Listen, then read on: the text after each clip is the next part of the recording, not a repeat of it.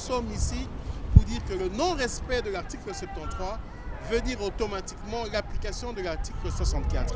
Les Congolais doivent maintenant intégrer que le préavis de Joseph Kabila commence aujourd'hui, tel que les amis du rassemblement appellent, mais nous, au MLC, on parle du compte à rebours. Il commence aujourd'hui, 19 septembre, il se terminera le 19 décembre. Au-delà du 19 décembre, Joseph Kabila n'aura plus qualité à diriger notre pays. Non, il n'est pas question de faire bande à part. Il est simplement clair que le MLC est pour l'unité de l'opposition, l'unité des actions de l'opposition. Mais toutes les plateformes sont les bienvenues au sein de l'opposition du moment que nous allons dans le même sens. D'ailleurs, vous avez vu, on n'a pas eu besoin d'avoir un ordre de qui que ce soit, mais nous sommes les premiers à avoir dit que tout dialogue avec Joseph Kabila était inopportun. Et d'ailleurs, nous sommes contents que le rassemblement nous a suivis dans ce point de vue. Il n'est pas utile d'aller dialoguer avec quelqu'un qui n'a aucune volonté d'organiser les élections. La preuve, maintenant, nous donne raison. Nous sommes les premiers à avoir dit qu'il n'était pas nécessaire d'aller dialoguer. Et tous ceux-là, maintenant, qui ont bien vu que Kabila avait l'idée et l'intention de demeurer au pouvoir, ce qui va se décider dans les heures qui suivent à la cité de l'OUA montre à dessein que Kabila veut rester au pouvoir encore 1 an et demi, voire plus, en se basant sur l'organisation des élections. Nous disons non. Au lendemain du 19 décembre, Kabila n'a plus mandat à diriger ce pays. Le peuple se prendra en charge et le mettra hors d'état de diriger notre pays. Est-ce que vous avez un planning des actions à mener maintenant? Absolument, absolument. Les actions futures vous seront livrées au fur et à mesure par communiqué de presse. Mais aujourd'hui, c'est un grand mouvement de toute la classe politique de l'opposition. À Kinshasa, vous avez entendu et vu que les Congolais sont nombreux dans toutes les capitales de la République. Nous devons déplorer malheureusement que les forces de répression ont ôté la vie à des citoyens qui manifestaient paisiblement. Nous rendons hommage à l'honorable Fayoulou qui, au regard des images qui nous sont parvenues, est blessé également. Nous présentons nos condoléances aux familles qui ont perdu des gens, mais nous sommes déterminés. Ce peuple-là ne va plus reculer. La tension monte déjà depuis 2006-2011 et maintenant en 2016, nous sommes à notre paroxysme. Nous n'accepterons plus d'être dirigés de la sorte par quelqu'un qui veut se maintenir au pouvoir au-delà de ce qui est prescrit dans la Constitution. Alors au 20 décembre prochain, si il n'y a pas d'élection, il n'y a rien qui bouge. Le peuple ne tournera pas. Les élections n'aura plus parce que les élections auraient dû être convoquées aujourd'hui, 19 septembre, par la CENI.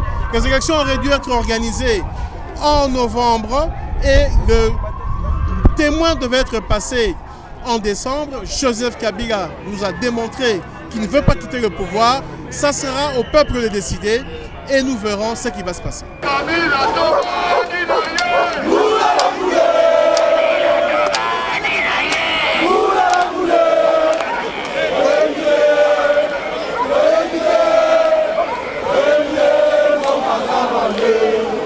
Date monene, il faut le peuple récupérer la souveraineté. Un coup d'État constitutionnel, c'est-à-dire qu'au Botola, souveraineté en Bokawana, pour consolider la dictature, il y a Joseph Kabila, et ça est déjà en voie. Na Kolabo, Tonaye, etc. Voilà pourquoi le peuple a télémi. Na Congo Mobimba, na province Nyonso, a télémi pour l'accès na face du monde que Toboyi, Makambo dictature et Sili, coup d'État contre constitution et Sili. Awa nazolo bawa, nauti kozala en contact permanent na batunabiso sur terrain. Ne fût-ce que à Kinshasa, en mi-journée, 12h, 13h, basi babomi, o tomoni, o tozana identité, ba policier na ba élément, ya garde républicaine habillé en tenue policière, basi babomi, pas moins de 20 civils. En même temps, tozana ba information, batolokola gouverneur Kimbuta na ba milice oyo ya nini ya PPRD na majorité au pouvoir, basali ya bango groupe pour basalir révolution, manifestation pacifique oyo esengame esalama lelo. Donc tozali au courant de tout ça pour bati yango na mutu ya ba oyo ba bengisi basali appel, c'est-à-dire ba force sociale na force politique, il y a rassemblement, na ba front citoyen, na ba organisation yoso et téléméli likambo ya ko violer constitution te et boy etc. que mandat ya type wana et s'il a zolinga ko sala tout pour appliquer à na pouvoir. Est-ce que ceux qui le vivent pas na minute aux autres que ceux qui communauté ceux qui peuple congolais au ezana mboka et maintenir position de force d'abord ndenge ka bazali banda bona pourquoi l'autre qui le bakabila kolongo. Il faut population azonga lisusu simate atelema lobby après lobby bisonyo sonanzela to bouger lisusu te souveraineté 1960 mususu yango oyo.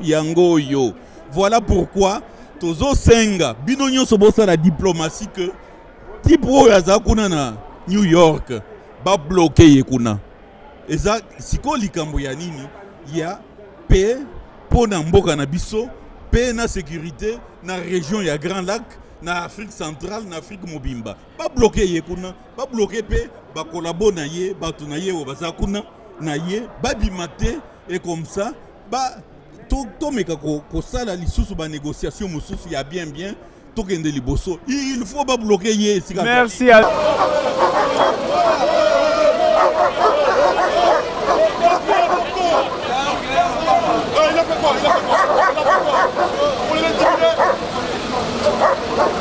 Le 19, ndenge mokonzi na biso ya UDPS, président du comité des sages à rassemblement, à Pesagi Mibeko, fallait tout repasser sa préavis constitutionnel na oazo ko occuper mboka na biso actuellement Kabila pour tout l'accepter. Lelo ezali mukolo oyo commission électorale alingaka benga maponomi processus fait banda à partir à lelo le 19. Donc manifestation ba congolais ba ça les appels à solidarité. Bah, il y a un mot d'ordre, il y a le président Nabiso, président du comité de sages à rassemblement, tu as repris sa préavis constitutionnel. Alors, Ndako est représentant à Congo, Awa, et ambassade. Malheureusement, Awa, ambassade, Bakangi, Batu Bazate, et puis Balingi Ata, Biso, Bapoliso, Balingite, Banamboka, Baleka, Ata Moko, Leka, Akenerotika, Mokandawana sur le plan symbolique.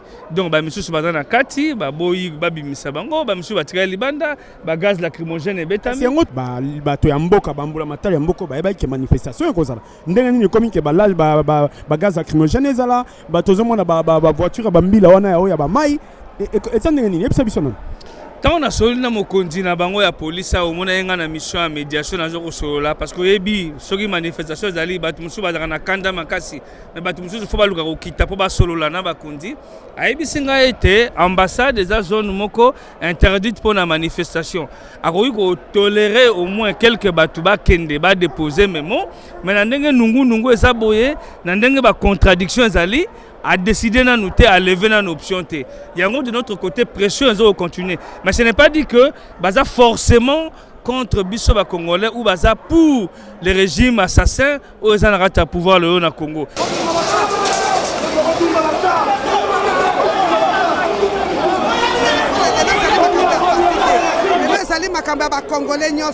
Le 19 lelo ezalaki date oyo président Kabila il fallait qu'il a convoqué un scrutin. Il y a élection et ça qui date à l'élo que pesa monopole mutunyo surtout bana ko la propagande pour la élection à mois il y a novembre lokola sali yangote yena gouvernement na ye bazui mbongo ya peuple congolais bazui ba bombi ba boy ko sala ba élection le 19 lelo ezali mukolo yo il faut démissionner yena gouvernement na ye Batika Sénat, président du Sénat, à la transition, il y a 4 mois, comme la constitution est à Koloba. Dès Koloba, à ça là, a préparé l'élection. Mais non, il faut attendre. Donc,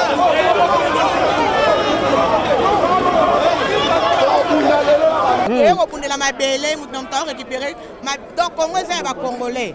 Atika akende karatika biso ba congolais pour récupérer mboka na biso c'est fini batu bazo kufa jour et nuit lelo na Kinshasa kuna ba troupe des alliés quand même akoko kende tatika la biso pe mboka na akende mandat ici le 19 3 mois on a pas ndese belé pour naye donc il est là akanga bisaka ne azonga Rwanda voilà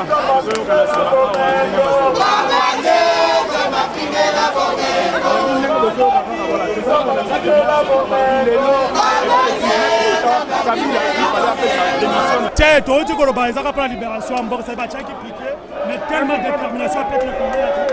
Il y a deux ans, il y a parti différent. Mais le lobby, le bouson, la biso, le batteur, donc on bunda pour le journal le 19, et si tu vas dire la biso, on va faire un et chaque police a mon ami. Donc, c'est qui te défendre le Congo partout au Congo. Et puis, félicitations à les Congolais, qui bon les Lots, en tout cas, ils ont manqué de respect fortement. Ils ont enfermé comme des chiens. C'est-à-dire que le sitting est devenu une prison. Mais grâce à Dieu, ils ont pompé. Mais à l'aise, on est motivé. Le Congo va changer. Change, on peut changer les choses. Sur une action, rien ne va changer si nous ne pousse pas. Les Congolais, botez les macos. Vous ne voyez pas ce qui se passe au Congo, les gens ils meurent. Quand vous êtes là sur la maison, vous êtes des fainéants. Mais ils ont pompé dans mes yeux, mais c'est occupant. Soyez actifs, soyez réactifs. Poussez pour le Congo ne va pas changer si vous ne changez pas. Si vous ne changez pas, le Congo ne va pas changer. Arrêtez de vous plaindre, il faut agir, Merci.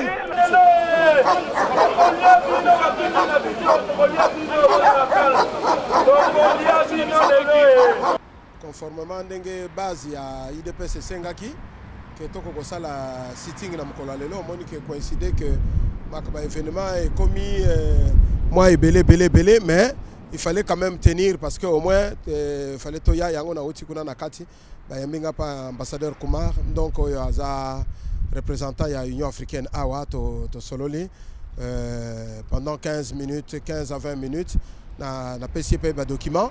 Et ce document est un rassemblement et tout cela, on a parlé. Inquiétude, tout ce qui s'est passé. Bon, le brin d'information que j'avais, je lui ai transmis. Bon, bref, au moins ici, nous avons parlé de l'IDPS. Donc, Toko ici, Mikanda, il y a parti, voilà. Le message d'abord, il y a UDPS, c'est-à-dire que hormis cahier de charge, il y a rassemblement où ils ont signé par le président Tshisekedi.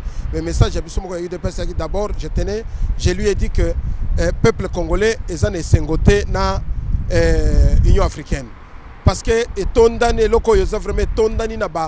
dictateurs, ça ne va pas. Et ça a toujours de mauvais côtés.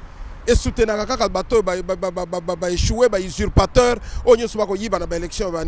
Bon, il m'a fait sa petite confidence. Et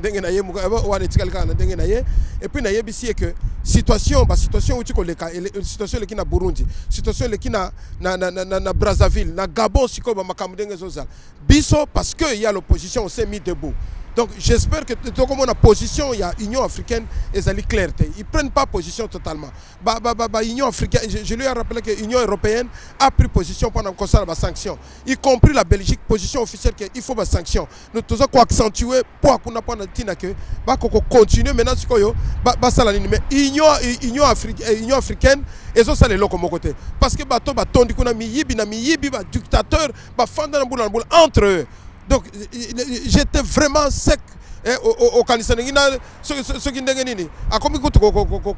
parce que j'étais vraiment, ce n'est pas possible pour les locaux. Les membres à UDPS, comme je dis, c'est un problème. Démarche c'est la base. La base, il y a UDPS. L'avantage, il y a base, il y a UDPS Bruxelles, c'est que tu as toujours une avance dans Makambu Nyonso. Base mutu Sengaki to ko sala pour soutenir après discours il y a président tu sais que il y a le 31. La semaine qui a suivi on m'a demandé moi étant président il y a Bruxelles awa na juridiction nangai balwe que to sala eloko moko c'est et wuti ngate et wuti na ba membre ya ba base ya nini ba seule proposition wana il y a tous moyens ya ko ya ko fan c'est ce que je fais. Alors ou bien parti oyo tozoko kende liboso ou bien zo kende liboso te mangungo koloba non IDPS c'est tambulaka na base yango mutu décider et nous sommes là pour accompagner la base neti base décida ki ke to sala sitting to saliang yo moko uta ko monanga jeter au four au moulin jeter encore na ambassade pour qu'on accepte toujours que pas base koloba nanga na sala yango na sala biso to ba fonctionnaire te to fanda na kata bureau te on est activiste, on est sur le terrain. Donc, nabana ya peuple ya UDPS, peuple combattant, les Kambomoko ezalité, biso toko continuer, nous avons profité pendant que déjà action oyo biso tosuki awa te toza kocontinue kokende na baunion européenne tokokende na affaire étrangère partout oyo nyonso instance diplomatique ezali partout biso tokokende yango oyo bakanisaki ke basali kaka likambo mokolo moko bafandi en tout cas base trompe eza position na biso te biso tokocontinue kosala makambo et puis toza profiter koyebisa mpe bato ke réunion ya UDPS Bruxelles comme d'habitude réunion mensuelle ezali le premier il y a mois prochain, samedi, dans 2 semaines, le mois de septembre. C'est le 1er octobre. Samedi 1er octobre, dans le centre Ezelnov, de 15h précise jusqu'à 18h. Venez, Ezana XL, venez comme d'habitude. Boya, Tosolola. Merci beaucoup.